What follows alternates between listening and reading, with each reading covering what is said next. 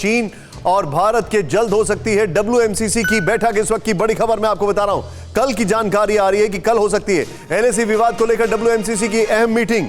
सीमा पर तनाव घटाने के लिए शुरू होगी कवायद, विवादित इलाकों में डिसएंगेजमेंट पर होगी चर्चा। सीमा तनाव घटाने के लिए शुरू होगी कवायद WMCC की। मैं सुमित के पास चलूंगा। सुमित, क्या जानकारी है WMCC की बैठक को लेकर? देखिए निशांत, कहा यह जा रहा है कि इस हफ्ते में कभी भी WMCC की बैठक हो सकती है और माना यही जा रहा था कि कल हो सकती है, लेकिन अभी तक इसकी आधिकारिक पुष्टि नहीं हुई है। इंपॉर्टेंट क्या है निशांत कि अभी WMCC की बैठक के बाद कोर कमांडर की मीटिंग होती है, लेकिन पिछली बार की भी WMCC की बैठक के बाद अब तक कोर कमांडर लेवल की दोनों तरफ से कोई बैठक का नहीं कहा गया था। और अब माना जा रहा है कि दोबारा से WMCC की बैठक इसलिए भी हो रही है ताकि दोबारा से इन मुद्दों को एक बार फिर रिवाइज किया जाए या फिर उस पर बातचीत की जाए और उसके बाद ही कोर कमांडर की बैठक पर यह चर्चा की जाए कि सेकंड फेज ऑफ डिसएंगेजमेंट जो 3 या 4 लोकेशंस पे होना है वो किस तरीके से किया जाएगा। तो ये अभी एक अनौपचारिक है, लेकिन यही कहा जा रहा है कि अभी दोबारा से WMCC की बैठक के बाद ही कोर कमांडर की जो 12वें राउंड की कॉन्फ्रेंस है या फिर 12वें राउंड की जो मीटिंग है उसका जो उसका स्ट्रक्चर है या उसमें जो क्या बातें होनी है इस पर सहमति बनेगी। आप जो बता रहे हैं मैं सीधे चलूंगा। जनरल शंकर प्रसाद मेरे साथ हैं और मैं चाहूंगा वो दोनों ब्रेकिंग एक साथ चलाएं, पहली और अभी ये वाली। सर, WMCC की बैठक से पहले चाइना का माहौल बनाने की कोशिश जो उनकी फॉरेन अफेयर्स मिनिस्ट्री ने कहा है, क्या मैं इसको ऐसे कंक्लूड कर सकता हूं सर?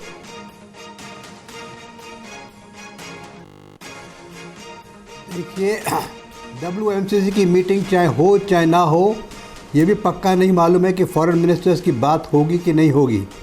उसमें क्या बात होगी, वो 2 चीज़ें समझ लेने की बात है। वो कहते हैं कि रिलेशंस एज यूजुअल, यानी कि ट्रेड चलता रहे और बॉर्डर पे हम जो चाहे करते रहें, इन दोनों का कोई ताल्लुक़ नहीं है। ये क्या बेवकूफ़ी की बात है। एक देश को जो हम आज की तारीख में एक दुश्मन मानते हैं, उससे क्या हम ट्रेड कंटिन्यू कर सकते हैं? खैर छोड़िए, ये तो बेकार की बात है। This is not even worth a debate. असल बात यह है निशांत जी कि आज की तारीख में भारत सेना ने इतनी तरक्की कर ली है ईस्टर्न लद्दाख में, जिस तरीके से वहाँ फोर्स लेवल्स हैं, जिस तरीके से वहाँ उनकी डिप्लॉयमेंट है, जिस तरह से मोरल और ट्रेनिंग है, जिस तरह से वो वेपन्स रिक्वायर्ड हैं, उसकी आपने एक आज स्टेटमेंट आज के अखबार में सुना होगा और पढ़ा होगा, जो हमारे CDS साहब ने शायद कल ही दिया है किसी जगह पर, कि Chinese army is not trained enough to be able to combat Indian army in the mountain warfare on the kind of terrain that is existing in Ladakh। ये आपने आज का हेडलाइंस पढ़ा होगा टाइम्स ऑफ इंडिया में। तो मैं ये मानता हूँ कि चाइना को ये समझ में नहीं आ रहा कि किस तरह से वो इस चीज़ को आगे बढ़ाए। एक तरफ तो वो ये चाहता है कि जहाँ पर अभी डिसएंगेजमेंट नहीं हुआ वो डिसएंगेजमेंट ना हो, क्योंकि वो उसके लिए स्ट्रेटेजिकली इंपॉर्टेंट गेन है एक तरह से। पेंगोंग से तो उसको हटना पड़ा, वहाँ से हटा दिया गया। अब उसकी भी उसको शर्म है कि पेंगोंग से में मेरा अच्छा फिंगर 8 तक मैं चला गया था, अब 4 फिंगर्स मुझे वापस जाना पड़ा, जहाँ की मैंने सड़क तक बना ली थी। तो उसकी एक तो उसको डिसग्रेस समझिए, उसकी डिफीट समझिए। अब उसको ये लग रहा था कि शायद जो फ्रिक्शन पॉइंट्स हैं वो उसकी जो what he wants we will be able to concede to that. उसके लिए हमने कंसीड किया नहीं। कोर कमांडर लेवल की कॉन्फ्रेंस तो बहुत दूर की बात रही। बात सुनने में आई थी, हमारे एयर चीफ ने साहब ने कहा था 2-3 दिन पहले कि शायद मेरी general level div commander level पे बातचीत हो सकती है।